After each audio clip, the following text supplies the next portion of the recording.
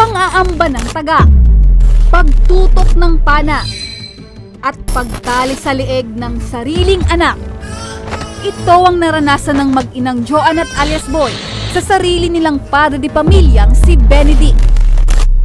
Ngunit hanggang saan nga ba ang pagtitiis at pagpapasensya ng isang ina sa abusado at mapanakit na kinakasama?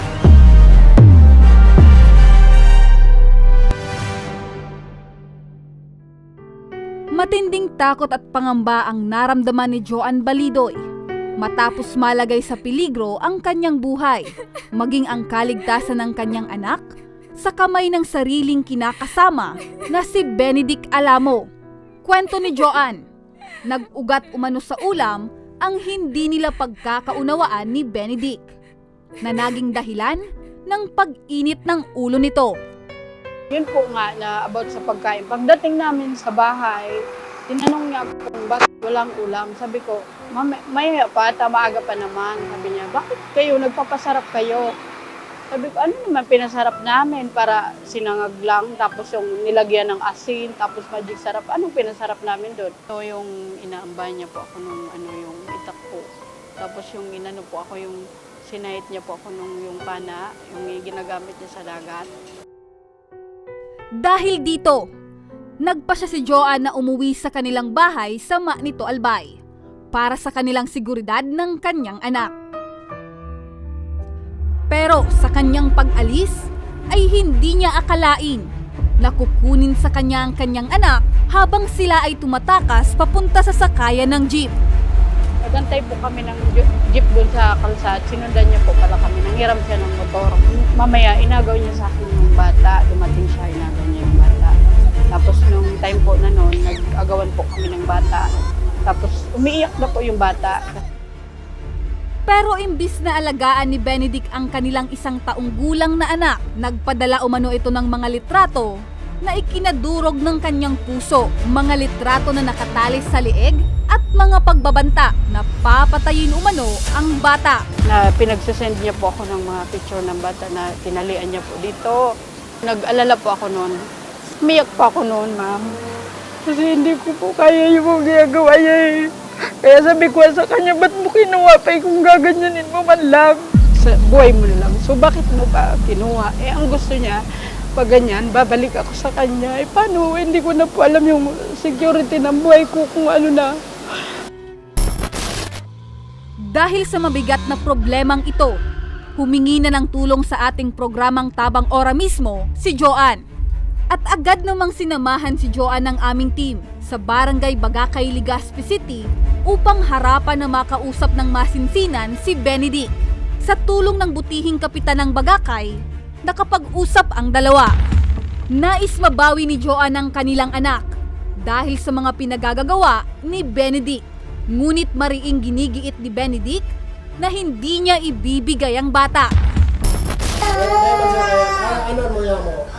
Ikaw mo na kaso. Sir Benedict, ano po matatarang gustong pawal niyo mga Joan ang amin? At dito, inilabas na rin ni Joan ang lahat ng kanyang saloobin sa mga ginawa ni Benedict sa kanilang mag-ina. Duminuman po siya ma'am sa kusina. Nagpa po siya kisundang.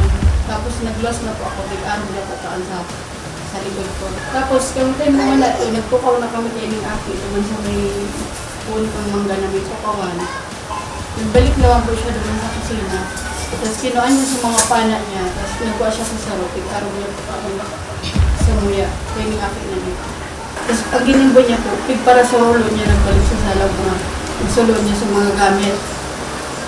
Mga gamit may ulunan, tamon, sinurolo niya po. Pati, so mga badumi po, binalikan ko dun sa ano. Pero si Benedict, mariing itinatanggi ang mga paratang. Day po, mapaiba po ako sa araw.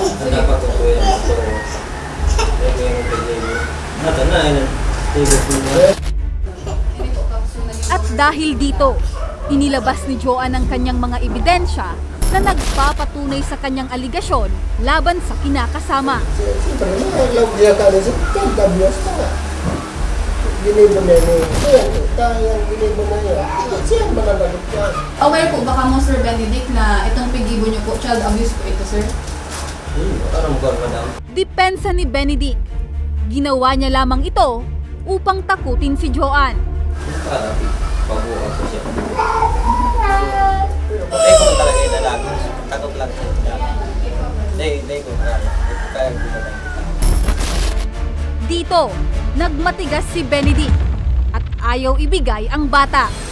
Dahil dito, naging desidido si Joanne na kasuhan si Benedict. Kuya mo magbago, gumago ka. Dahil puro ka lang taram. Dahil naapiktuan, di ang akit ka. Ang payong paano mo kadasyon. Pati akit, gagamit mo ka na pagkarasindan ng picture ka para magbalik ako sa imo. Itigbaton mo ang akit ka. Anong klase kang ama? Pero bigla na lamang nagbago ang timpla ni Benedict at bigla itong umamo na parang tupa kay Joanne. Sabi mo baga mabalik ka na. Sabi niya talaga. Silang mawalik na siya. Magkiribanan na lahat kami. So, Mabalik na siya. Amo man lang po talaga kayo nakakasunod.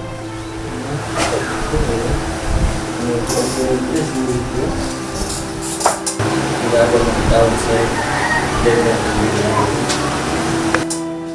Sa panunuyong ito ni Benedict ay laking gulat namin ang naging tugon ni Joanne. Sana yung mga sinabi niya, ano na po yun. Hindi na po kami humantong sa ganito na naman. Sana gawin niya na yung tama. Mahirap at mabigat man ang naging sitwasyon ng dalawa dahil sa isang pagkakamali, pero mas pinili pa rin nilang magsamang muli para sa kapakanan ng kanilang anak. Sa aming pagpunta sa bahay nila Benedict, bakas pa ang naiwang mga gamit sa labas ng kanilang bahay, pero ang ilan hindi na magagamit pa dahil natupok na ng sunog. Sa pagtungtong ni Benedict sa poder ng kanyang mga biyanan, walang pag-aalinlangan na tinanggap din siyang muli ng mga magulang ni Joanne. Pero kabaliktaran naman ang naramdaman ng kapatid ni Joanne nang makita si Benedict. Kaya mo babae, unya ko. Pumunta ako na dyan. Kata si saksat mo na siya. Matulog ka ba? Ha? Malik yan ang tawan. Matulog ka? Matulog ka na?